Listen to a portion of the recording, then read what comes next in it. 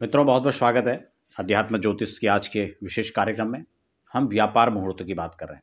सबसे पहले तो ये समझ लें कि अगर आप जनवरी, फरवरी और मार्च के अंदर 2025 में मुहूर्त आप कर रहे हैं, यानी कोई व्यापार आप स्टार्ट कर रहे हैं, कोई भी नया स्टार्टअप आप यहाँ पर शुरुआत करने जा रहे हैं, चाहे उसमें बड़ा शोरूम आप खोल रहे हैं, अपना ऑफिस है, या फिर आप अपना किसी प्रकार का छोटा मोटा कोई कारोबार है, आप घर से कर रहे हैं, ऑनलाइन कर रहे हैं, ऑफलाइन कर रहे हैं, तो इन सभी चीज़ों में ये मुहूर्त आप ले सकते हैं। समझने की बात ये है कि कोई भी मुहूर्त है, आप उसमें ये नहीं कि आपने ऑनलाइन कोई भी मुहूर्त सर्च कर लिया या किसी ने आपको कोई डेट बता दी और आपने उसको मुहूर्त मान के उसको कर लिया। ऐसा नहीं है। एक तो मुहूर्त के जो पैमाने होते हैं, खासकर मुहूर्त को पहले समझ लें। मुहूर्त शब्द का मतलब होता है कुछ एक विशेष समय का एक पर्टिकुलर टाइम होता है, और वो मुहूर्त 24 घटी का एक मुहूर्त होता है। ठीक है ना? 24 मिनट का 1 घटी और 2 घटी का एक मुहूर्त, यानी 48 मिनट का लगभग एक ऐसा विशेष समय जो एक मुहूर्त के तौर पर हम लोग देखते हैं। अगर हम लगन के हिसाब से उसको देखें तो लगभग 2 घंटे, डेढ़ 2 घंटे से लेके ढाई घंटे तक मैक्सिमम वो चला जाता है एक लगन। तो उसके हिसाब से तय होता है। फिर जो डेट हमने देख ली, क्या वो आपकी राशि के अनुकूल है या नहीं है, ये बहुत महत्वपूर्ण है। अगर आपकी राशि से गोचर के जो चंद्रमा है, अगर वो प्रतिकूल हैं, 4, 8, 12 हैं, तो विशेषकर आप उन मुहूर्तों को अवॉइड करना चाहिए।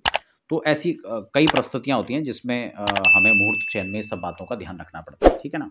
तो जनवरी, फरवरी और मार्च के अंदर आप किसी भी प्रकार का व्यापार आप शुरुआत कर रहे हैं, तो आपको देखना है आपकी राशि से गोचर के चंद्रमा 4, 8, 12 नहीं होने चाहिए।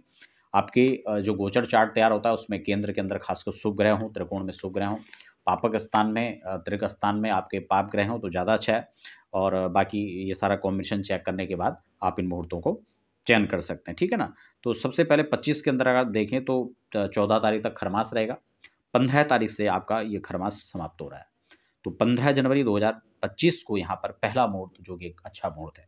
फिर एक 18 जनवरी का मुहूर्त है, फिर 19 जनवरी, फिर 7 फरवरी, फिर आपका 15 फरवरी, फिर 20 फरवरी और 21 फरवरी। यानी थोड़े-थोड़े जो बेस्ट मुहूर्त हैं वो यहाँ पर दिए गए हैं जो पंचांग से परिशोधित हैं।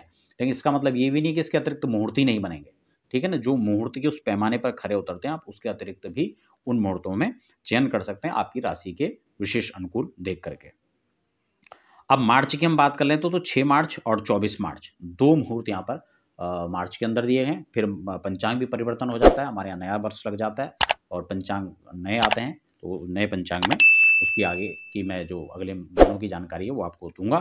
फिलहाल जो पंचांग से परिशोधित कुछ मुहूर्त थे वो मैंने आपको बताया। उसके अतिरिक्त भी आप किसी भी कारोबार में इन्वॉल्व होने जा रहे हैं, कोई नया कारोबार आप शुरुआत करने जा रहे हैं, तो आप उन मुहूर्तों को भी निकाल सकते हैं। नियम शर्तें मैंने आपको बता दी हैं। फिलहाल आप बने रहें और हमें दीजिए इजाज़त।